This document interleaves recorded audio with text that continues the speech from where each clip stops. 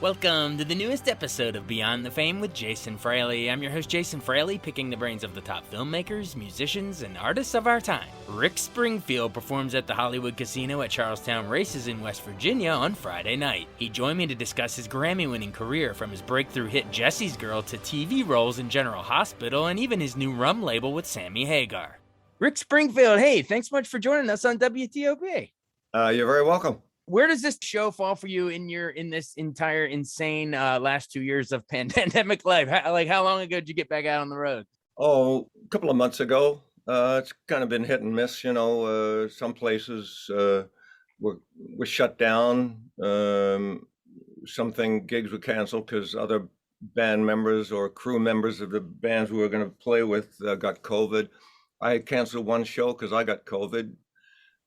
So it's been difficult to get any kind of momentum going, but when we play, it's like we've been so anxious to play that it's been amazing. Well, I'm sorry to hear that you got the dang thing. Are you feeling any better? You're feeling better? You're back in action?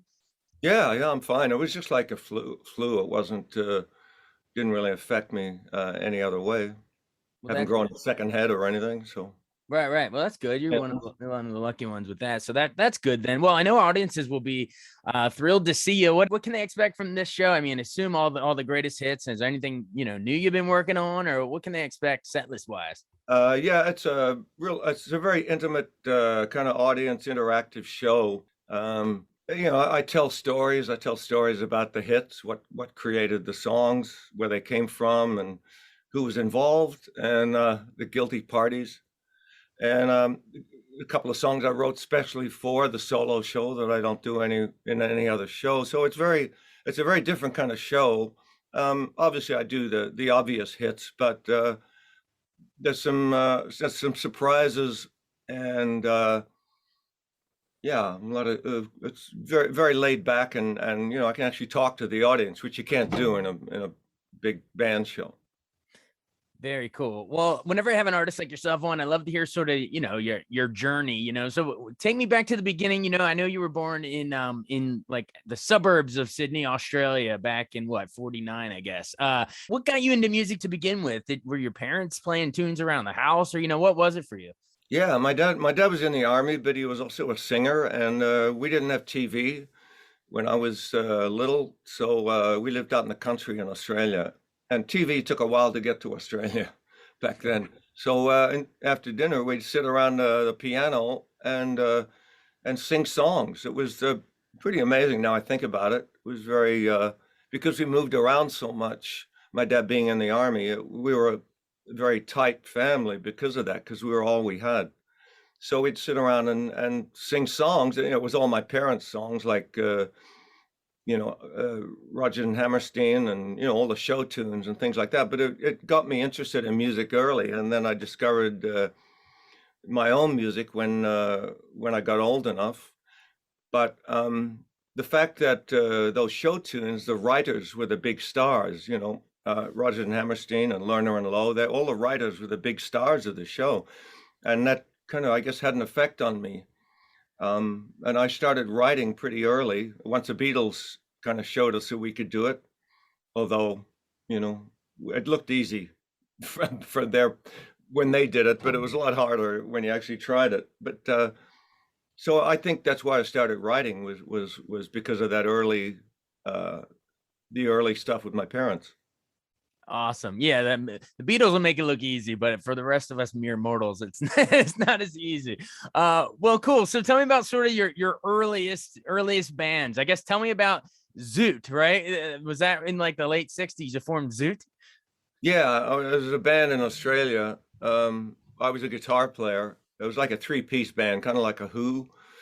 And they were a teen band, but I wanted it to go heavier, so I kind of pushed them in a heavier direction, and ended up doing an arrangement of Eleanor Rigby. Actually, you can still see on YouTube. It's pretty weird. It's a 21-year-old Ricky with his trying to be Pete Townsend and Hendrix at the same time, and doing a heavy version of Eleanor Rigby. And that was a very big hit for us over there, and that kind of got me and then we split up, and I didn't really want to go solo. I was always felt like I was a band guy. So, but I got talked into doing a solo thing, and that was the single I had was called "Speak to the Sky," and that was a hit over there, and became a hit over here too, and brought me over to America. Awesome. So Speak to the Sky brings you to America. You know, you're a household name in Australia and now starting to make some waves in the States here as well. Very small waves in 1972. Small waves, but you're just starting to crack in there. And so I guess you signed with Sparmac Records the first one, but then you get on Columbia Records for the second one, Comic Book Heroes. How was your sound sort of evolving, going from that first record to the second? Oh, I think I started to write more truthfully, and also from frustration. I had one hit single in '72, "Speak to the Sky," and then nothing after that. Although I thought the Comic Book Heroes, my second album, was actually a good album. It never really got any play, mainly because the teen magazines were all pushing me as the next David Cassidy, but I wasn't writing those songs. I was writing songs from my own age. So I eventually went underground for a while, left the managers that had brought me over and were pushing me in the teen direction, and then resurfaced in '76 with Nigel Olsson and Dean Murray, Elton's band players, with an album called "Wait for Night," and that was it was starting to go up the charts, and then the record company collapsed, so that was the end of that one. And eventually, I just kept writing and writing and writing. And when I wrote "Working Class Dog," I'd pretty much given up the idea of getting a record deal. I'd had three, and nothing had really happened. So I just started writing songs that I could play in a club, because the knack had just been discovered in the LA clubs, and the LA club scene was really starting to happen. So I thought I'd just get a three-piece band together, write some power pop songs, and just go out and start playing. And then got a record deal, and the songs were already written. And I didn't think anything would happen, because radio was still playing disco and ballads at the time, and this was a guitar-based pop rock album. But it happened to be just at the right time, I guess, when the radio was ready to switch. Oh, it was definitely the right time, because Working Class Dog had multiple songs on it. And the biggest one, of course, Jessie's Girl, a massive hit that people still will sing, at bars, and cover bands will still play and stuff to this day. Tell me about writing that one, because a lot of these, a lot of pop stars didn't write their own songs, but you actually wrote this banger smash hit here. So do you take me into the writing of Jessie's Girl?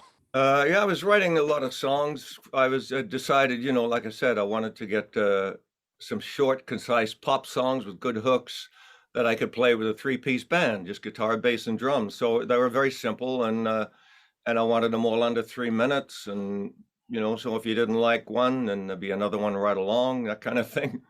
And Jessie's Girl was just another song I was writing. I tended to write a couple of songs at a time. And I'd have pieces lying around. And Jessie Girl actually was a combination of two pieces I had lying around. And I realized at one point that the verse and the B section to the verse actually worked together. So I hooked them up together, and then came up with the chorus. And it kind of, evolved over a couple of weeks, really. It was a couple of weeks in writing it, but also in writing other things as well. I still have the lyric sheet, actually, of me that I wrote Jessie's Girl on, and there's two other songs on the piece of paper. So obviously paper was a premium, and to me it was just another song for the set that I was putting together. A, it's really cool. You still have the sheet. You should have that frame somewhere. But B, did I read somewhere it was like you were in the middle of taking like a stained glass class or something? Yeah, I was, like I said, had pretty much given up thought of getting a record deal. So I was looking around for other things to do, and I thought, which was incredibly stupid, that I could support myself as a stained glass master, and which is pretty naive. But I started going to stained glass class just because I love the whole creative thing, and I love to draw, and I just met a girl there, and she had a boyfriend in this class, and she wanted nothing to do with me. So I went home and wrote a song about it. And that's where Jessie's Girl came from. Ah, so Jesse was another guy in the stained glass class. I got you.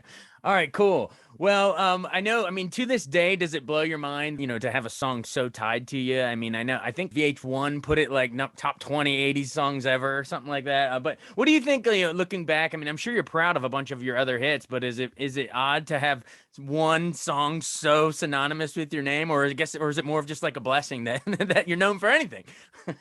Well, it's a double-edged sword, it's great to have that song, but it does still tend to overshadow new stuff. I'll go on TV to promote a new album and they'll play Jesse's Girl as the play on. So it's kind of, And then schmucks like me are obligated to ask you about it every interview, so it just never yeah, ends. I get it. I mean, I get it. It's a very big song and I understand that. But I'm like I said, I'm proud. I'm mostly proud of it. Right. And it bagged you a Grammy, so it can't be too bad. Well, cool. Well, speaking of which, then what other songs, if some of our listeners, come up to you and they're like, "Oh, Jesse's Girl," and you're like, "Well, that's all fine and good, but what other songs should they be seeking out? When they hear this interview, they hear this podcast, which other ones of yours that you've done either before or since Jesse's Girl are you the hidden gems you're more proud of?" Wow. I mean, I don't know. All the other hits, they're kind of too familiar to me to kind of have any objective view.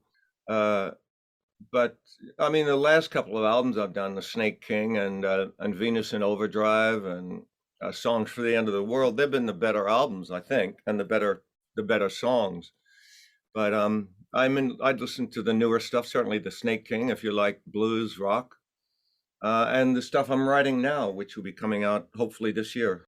There you go. You heard it, everybody. The Snake King, some of the newer stuff, and then of course, you will be playing your, the other ones, Jesse's Girl, and I've done everything for you, and Don't Talk to Strangers, and Human Touch. I mean, there's a love. Tell me about Love Somebody really quick, because I'm sure a lot of our fans will remember that one off of Hard to Hold. But how did you come up with writing that one? It was kind of, I don't know, it was written, I wrote it actually for someone else. I was writing it for Bob Weir for some reason. I don't know why I thought he would like the song, but it was during the filming of the show. I was walking around with a guitar and I wrote it. I remember in the hotel room, we were filming the hotel scenes in between, filming. I had a guitar and I wrote it then. And for some reason, I was thinking it'd be great for Bob Weir. I have no idea why. But then I thought, no, I think I'll keep it for myself, and it works within the context of the film. So I kept it for me. So yeah. I love it. Well, before we run, I mean, I'm a big TV and movie guy too, so I have to ask you about, you've done a good bit of acting too since, well, gosh, since like the late '70s. I think you debuted in $6 Million Man. But tell me about I guess, what is it? Hard to Hold? Was that your first movie? Yeah, that was the first one. Hard to hold. Sorry about that, but yeah, I'm trying to make up for it with more recent stuff. Well, I know General Hospital, you were Dr. Noah Drake too. Memories of working on that. That was a pretty steady gig for you, at least a couple years there, and when the soaps were huge back then. Yeah, yeah, it was the golden age of soaps. But I did. Played a couple of weird characters, like a doctor on True Detective and an American Horror Story, some weird guy, and then Ricky in the Flash with Meryl Streep. I played her boyfriend. I've done still looking at new parts, and certainly not resting on my laurels of Hard to Hold. Well, it had to start somewhere, but yes, I mean, True Detective. I mean, that's an all-timer show. General Hospital. You mentioned American Horror Story. Oh, you were in Supernatural as well, right? How fun was that playing Vince slash Lucifer? Yeah, that was a lot of fun. Really good scripts. I liked the writing, and the best writing is on TV now, anyway. So it used to be right through the '70s. All those shows I did were pretty awful. There were like 10 scripts, and they circulated through all the different shows, and the acting really sucked unless it was someone really great like James Garner. But they were pretty awful. I look at them now, and they were terrible scripts, terrible acting, atrocious, directing. Now all the great stuff has gone to TV, and it's a lot of great opportunities in TV now with all the different channels and the great writers. It's funny how the whole thing pretty much flipped, and we're in this golden age of TV now. Movies Yeah, are now struggling to keep now, up. in the movies is basically just superhero stuff. Yeah, it's pretty much all it is anymore. Well, cool. Well, before we bow out, I gotta ask you about your venture into some booze. You have a rum with Sammy Hagar. Is it called Beach Bar Rum? How did that whole venture start? That was started over COVID, the lockdown. I mean, I've known Sammy since '81 when I covered "I've Done Everything for You," which was his song, and I started thinking about getting into the alcohol business, and he said, rather than being a competitor, why don't you come on board and be a partner in the Beach Bar Rum that he'd already started, and he had had a home run with Cabo Wabo, so he was because we've known each other, it wasn't like getting together with someone new and not sure what their direction was or if they're any good at it. I knew Sammy was certainly good at it, and he's a great promoter and a very intelligent guy too. So it seemed like an appropriate thing to do, and the rum's amazing. The first thing I did was try the rum. There's 3 different flavors, and it was great, and we can promote it organically because rum equals party, and that equals rock and roll. And we've done a couple of shows together already, and we'll probably do some more once COVID is, I don't know, whatever happens with COVID, if it's we have to live with it or if it's under control. So we'll be out there, but promoting it organically, not just saying, hey, we got alcohol. I mean, it's alcohol, like I said, equals party, equals rock and roll. It's been with us forever. I love that. Rum equals party equals rock and roll. That's a good slogan right there. Well, cool. Well, if any of our listeners want to learn more about your career, they could. Didn't you release a book as well? Where can they pick that up? My career, I wrote about in Late at Night. That was my autobiography. Then I wrote a novel called Magnificent Vibration, and then I wrote this follow-up to the Magnificent Vibration, which is called World on Fire, and that's available on Audible. I narrate the story, and that was a weird experience, but really, really interesting. And we're also bringing out a hardcover of the book in a couple of weeks. So it's fiction. What's the story about? It's about a plague that destroys half the world, which is weird because I finished it during the pandemic, and so that was very strange to experience that. And I got a lot of things right, but it's really dark humor, and it involves aliens and God, and a lot of the stuff I'm interested in. Well, very, very timely. But wait, did you start it before the pandemic, or I know you said you finished it during, but had you started, like, you couldn't have seen this whole thing coming, but you kind of did. I kind of did. No, I mean, I started it before the pandemic, yes, but it's really about mistreatment of the earth, and that's always been a big thing with me.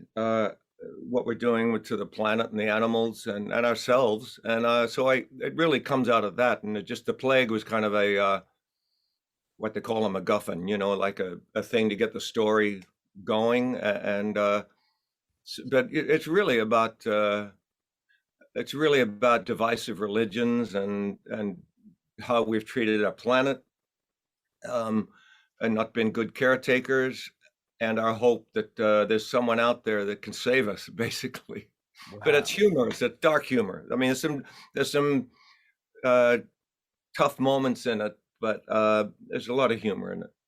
Look at you dropping Hitchcock references like MacGuffin. I'm impressed. All right, cool. Well, if anything can save us, it's music. That's been the one constant, and a little bit of rum, I guess. But music's been the one constant over the years. So thank you so much, everyone. Check out Rick Springfield, February 25th at the Hollywood Casino at Charlestown Races in West Virginia. Thanks so much for joining us. This was a lot of fun. Thanks, Jason. Thanks so much for joining us on Beyond the Fame with Jason Fraley. Remember to hit the subscribe button and give us a 5-star rating if you like what you hear. We'll see you next time.